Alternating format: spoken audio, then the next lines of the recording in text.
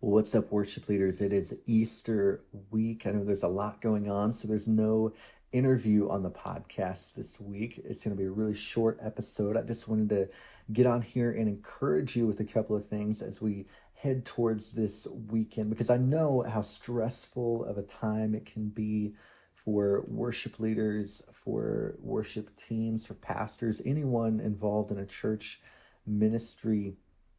Easter is exciting but stressful. And I know a lot of times worship leaders I talk to are just stressed out this time of the year. And so if that's you, today's for you. If it's not you, today's still for you. There's still going to be a couple of things that you need to remember, you need to do as you prepare for Sunday. At first, um, you know, let's all, I mean, think about this last year. Last year, most of us were online for Easter. This year, a lot of churches are still online for Easter. That may not be your church, but a lot of churches are.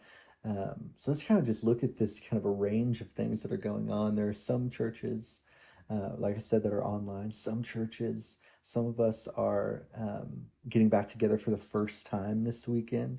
Some churches are doing, multiple Easter services. Some are doing Monday, Thursday, Good Friday, and then 3 or 4 Easter services. There's some craziness going on. But no matter your circumstances, and this is really my first point that I want you to hear. No matter don't let your circumstances dictate your worship.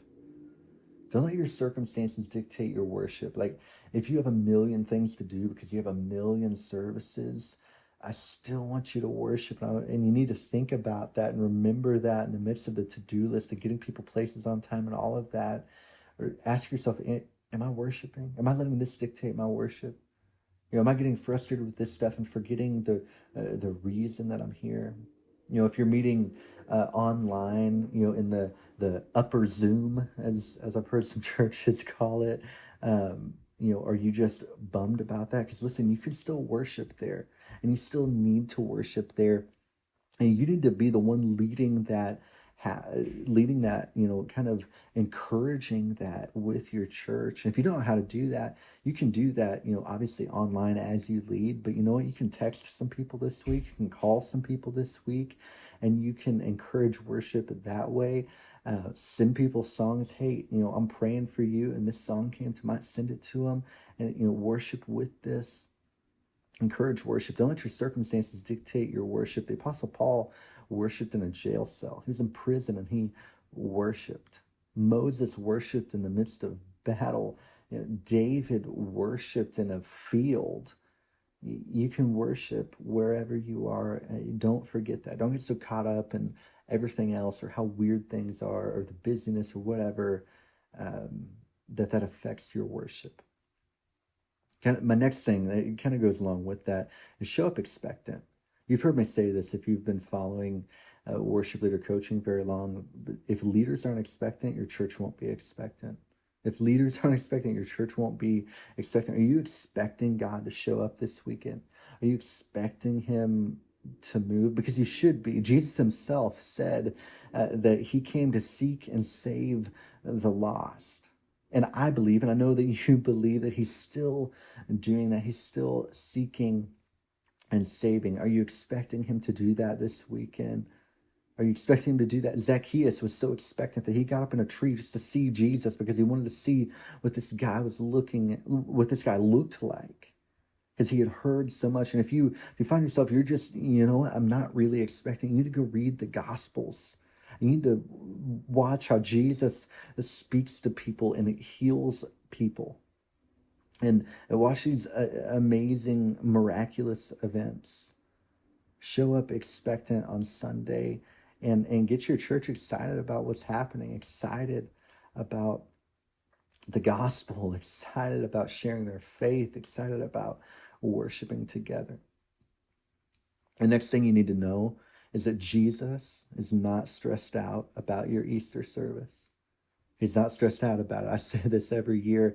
Jesus is not stressed out about your service. He's not stressed out about the new bass player you just brought on your team that you're not sure is ready. He's not stressed out that your drummer called out last minute. He's not stressed out that you have 4, 5, or 6 services. He's not stressed out that you're online only. He's not upset about that. He's not freaking out about that. And neither should you. Jesus is excited to change lives. Let's get excited about the things that Jesus is excited about. Let's get excited about life change. Let's get excited about people's eternities changing. That's a big, big deal. Listen, just a note on that is I know that a lot of times we get stressed out because we want, to have this, high level of excellence. And I want you to have a high level of excellence. Trust me. Listen, I recognize that when we go into worship, we are bowing down at the feet of the King of Kings and the Lord of Lords, God Almighty, the creator of the heavens and the earth. It should be excellent. We should want it to be excellent. But listen, we can easily slip into worshiping excellence if we're not careful. Don't worship excellence. Worship with excellence. Now, to help you remember to do those things, to not let your circumstances dictate your worship, to show up expectant, to not stress out, you need to remember why Easter is important. You need to spend some time in the Easter story this week. I know a lot of times in years past, I have forgotten to read the Easter story because I just had so much going on. But listen, read about the Last Supper. Read about Jesus in the garden praying. Read about Jesus being arrested. Read about what happens between the arrest and the cross. Read about that moment on Saturday when it was kind of game over. And read about Jesus stepping out of the grave on Sunday morning. That's why Easter is important. Easter is not important because it's the Super Bowl Sunday for churches. It's not important because it's your most stacked worship team of the year. It's not important because it's your pastor's best sermon. It's not important because you're going to be more highly attended than you ever have before. It's not even important if it's your first Sunday back after being apart for a year. It's important because 2,000 years ago, a Jewish carpenter hung on a cross and bled and died for you. And it's important because 3 days later, he stepped out of the grave. And when his friends went to look for him, an angel appeared and said, "He is not here. He is risen." That's why Easter is important. We have to remember that, worship leaders. So read through the Easter story. Spend some time focused on it. And then worship.